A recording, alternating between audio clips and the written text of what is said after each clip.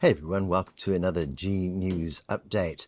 Well, what a shocker today was with Nicola Willis coming right out and saying that National may campaign to repeal the Regulatory Standards Act that National have just confidently supported in Parliament and passed into law, with just about all of their MPs having some kind of call where they said they were confident and supported this bill because it was the right thing to do. And we've actually listened to a Prime Minister, Christopher Luxon, repeat all the way through 2025 that the Regulatory Standards Bill was a very, very good piece of law, that he really believed in it, and that it was going to make New Zealand more productive, and that this was all part of the turnaround of the joint, and that we were going to just get things back on track. And this was part of that recipe. So suddenly, all of a sudden today, there's Nicola Willis saying, hey, it's actually not off the table, and National may campaign on this after just passing it into law. So holy heck, the whole nation freaks out, because it's kind of like we're living in the Twilight Zone, isn't it? It's like, you can't trust anybody. This is just not coherent. This is obviously a case of, when people talk about being pragmatic, what they mean is you can't trust anything I say, and they flip-flop and change their mind. Now what we're seeing is, I think if you step back from it, the idea that everyone would start to copy Labor's policies and Labor's position on everything coming true. Because one minute you've got Labor opposing the Regulatory Standards Bill, you've got all of the other parties in the opposition opposing it, and the next minute New Zealand First sees this, they look at themselves passing it into law. 2 days go by, and then suddenly they go, we want to be like Labor, we want to get some of Labor's votes. Labor are doing really well in the polls. I mean, Labor had surged to 38% in a commanding position, being the superior economic managers, the superior managers of inflation, and the superior managers of the cost of living crisis, the superior managers of our public health and making us all live a better life, the superior managers of housing and, kind of solving all those problems about how we can't afford houses and rents and mortgages, etc. And really just basically being superior and representing the people and being substantial and not just flip-flopping all the time. So National stood back and saw that they were sliding in the polls and what a disaster, and they thought, shit, we'd better do something. So out they come with this policy on the hoof about suddenly we're long-term, and we're going to do all this KiwiSaver stuff in the future. By 2032, we'll have 12%. But they rushed it so much because they were so panicking going down the drain that they didn't even think about, all of those total remuneration packages and all the holes that there are there, the way in which employers can contract out, and then just the downward pressure on all of those voters' wages, making life harder for them, so that even if they worked hard, they couldn't get ahead. And this was the National Party, kind of in a scramble mode. And now that Winston has actually said, look, I'm not going to do anything about this for a year, when Duncan Webb came out and said, look, if my members' bill here is pulled, why don't you just get on with it? You've just said you oppose this, you're going to flip-flop and you're going to oppose this Regulatory Standards Bill, but now you're not going to act on it. So that really exposed Winston for what he is, which is really just somebody that's playing for himself and playing politics all the time.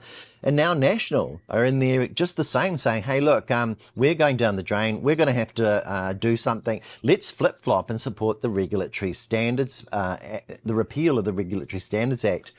Now, poor old Davey boy, this is the fourth time that the ACT Party and the neoliberals that support him have actually tried to bring this legislation into law. They have failed on all counts because New Zealanders don't want it. So this time he thought he could just kind of like can opener this in around democracy by loading it in there into a coalition agreement in the cover of negotiations, which were all kept very secret.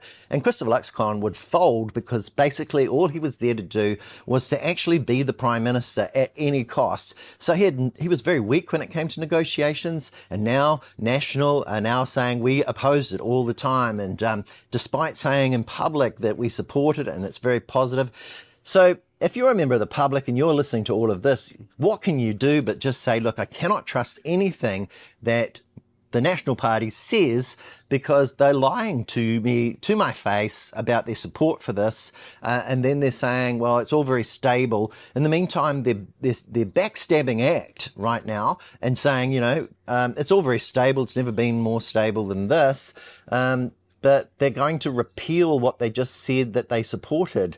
So if they're going to go into an election and say, this is what we stand for, well, can you trust anything they say anymore? No, you can't. It's all just bollocks. Isn't it bullshit? So that's probably the big shocker of the day.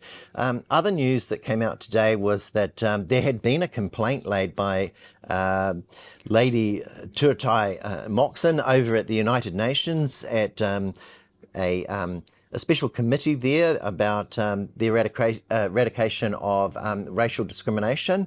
And she had basically complained that this government was attacking the rights of Māoridom. And, this included the way in which this government had set about kind of stripping back things like the Maori Health Authority, the way in which they put us all through the Treaty Principles Bill for months and months, kind of questioning the treaty, they're breaching the treaty. There was boot camps that have actually very much disadvantaged Maori. There were the market changes around the foreshore and the seabed that they're going ahead with.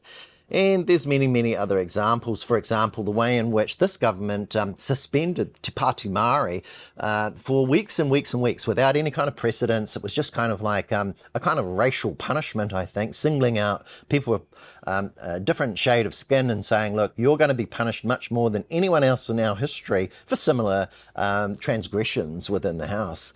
And when you add it all up, there was also these other kind of things like going through all the laws and pulling out Te Treaty. You've got this recent move by Erica Stanford to just take away from school boards the obligation to give effect to Te Treaty. And, the way in which this has created such a big backlash in the education sector against Erica, because Erica had basically kind of dictated everything. She'd put pressure on everybody. She'd tried to gag everyone with these non-disclosure agreements. She'd forced things through. She'd taken away control and basically acted in a really pressuring, pushy, bullying way. And now people were speaking back. They were kind of writing letters, and this is over 1,000 school principals and boards and people that govern things, that actually know what they're doing with decades and decades of experience reacting. And when that happens, what do you think? What do you think about that? When you see that kind of big backlash in your own country from all the people with the experience and the skill and the wisdom and the first-hand knowledge against a pretty much noob marketing person that came in and became a kind of a front piece for a foreign think tank in this country. That's what's going on. It's a kind of a corporate takeover that's via a think tank with a noob minister from marketing pretending to be an educator. And, so it's not standing up, and New Zealanders are saying no. And I think the polls are showing that this is the case. I think National are panicking badly at the moment because they're going down the tubes. Today in my mail, there was some direct mail sent here, and I think it may have to do with, the ACT Party and the National Party really trying to kind of save their skin for the next election, because the contents of that direct marketing was really kind of like a survey from the ACT Party of these 8 issues. What do you think is the more important? And they're all kind of things like, freedom of speech, wasteful spending, government spending, these kind of things. And they wanted to understand what to campaign on, what to actually focus on in the next election to try and keep votes. And when it came to National, their pamphlet was kind of boasting about things that they hadn't really achieved at all. So they were kind of misinforming and, kind of doing this thing where you mislead people saying you've achieved things when it wasn't you. Like they say they cut inflation when they didn't. And, the whole list of kind of rhetoric where they claim to have done these great things that basically were failures, like Family Boost, for example. Remember how the Inland Revenue Department department couldn't find one family in the whole country that had actually received the full $250 a fortnight that Christopher Luxon campaigned on for weeks and weeks in the media. There was something like 9 times that it was recorded that he actually said this was the case during the weeks before the election, and now not one single person was delivered that promise. So that's the kind of thing that was going on with National before the election, and that's the kind of selling they're doing again, where it's all dishonest. So New Zealanders are looking at the dishonesty, the way in which they can't trust the thing that the National Party says, the way that the ACT Party has kind of like basically taken over and wagged the entire government. And you see that now with both their coalition partners, National and New Zealand First, reacting to the ACT Party, who had a vice-like grip on them both and controlled everything over the last 2 years as the economy shrunk. You know, we've shrunk by 1.3% our economy, just at the same time that Christopher Luxon was saying we're going to grow, and this is the year of growth, growth, growth. We're going for growth, but we're shrinking. So he doesn't know what he's doing. And now another piece of pretty shocking news, I think, that everyone was appalled with when it came out, was that punching down on the 18 and 19-year-olds who are beneficiaries, who are on JobSeeker, and making them go back to mum and dad. The papers have come out about the official advice that was provided to Christopher Luxon and to Louise Upston at the time before they made that decision. And you know what that advice said?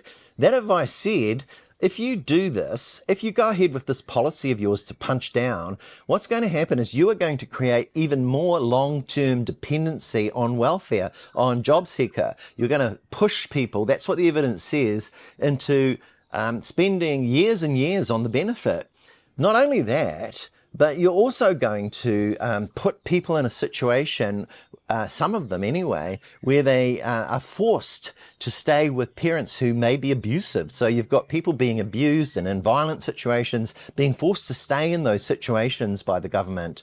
Then there are also the likelihood, according to the official advice, that there would be an increase in teenage pregnancies as a result of this move by the government. So Christopher Luxon and Louise Upston, they both looked at this advice and they thought about, what about if we just made everybody stay on the benefit longer, and we created more abuse in society, and we created more teenage pregnancies? That sounds good. What a good idea. Let's go ahead, because now we can look tough as well, as if we're actually doing something.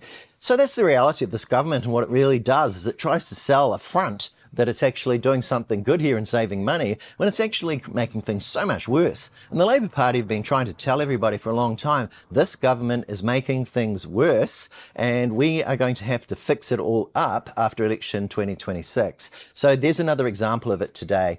Now, overnight, you also probably heard, and this will be the last thing I have to say, that there's this sudden kind of like move that's suddenly been made by Chris Bishop, and you see Simon Watts out there, basically just kind of saying we're going to overhaul everything that's going on in local government. And the way we're going to do it is we're going to replace the people that are regional councils, and we're going to bring in the mayors, and they're going to kind of divvy it all up and sort it all out amongst themselves. And somehow or another, there's going to be a reduction in red tape and duplication.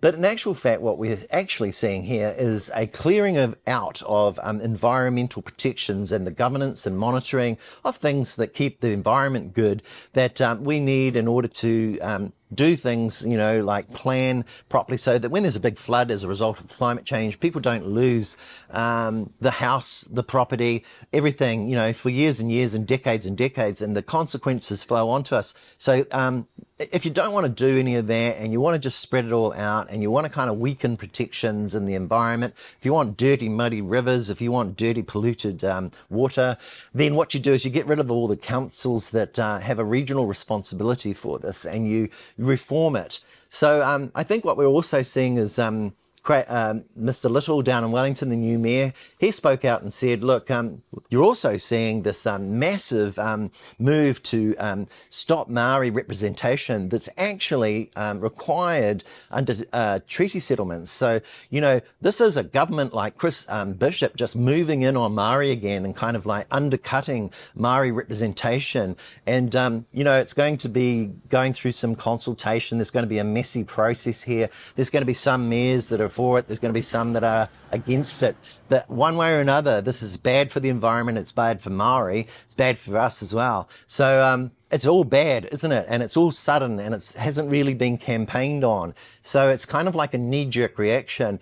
And, if we keep voting for the National Party, we keep voting for people that are going to flip-flop and lie and break promises to our faces, that are going to look at policy and say, how can I harm New Zealanders? How can I harm our young people? How can I make them go on welfare for longer?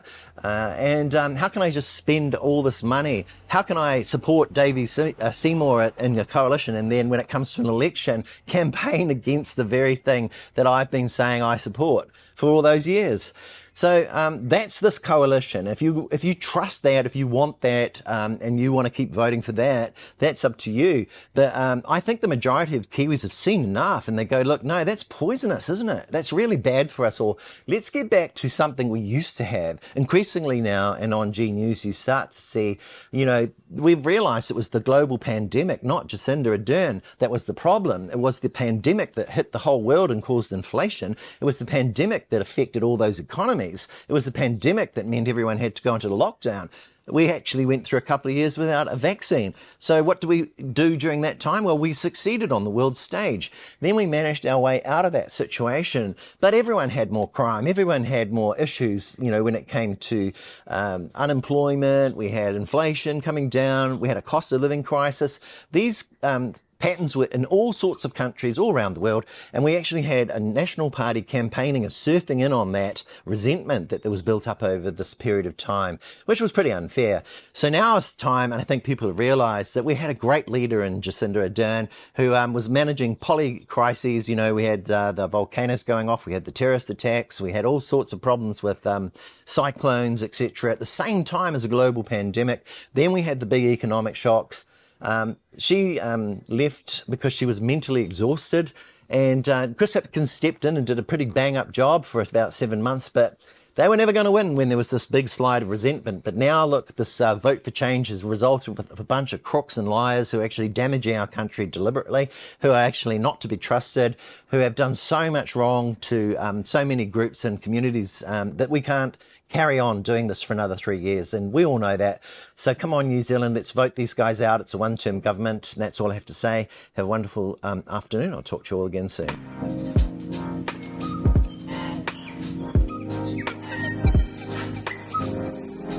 Welcome to G News, the good news. Yeah, right.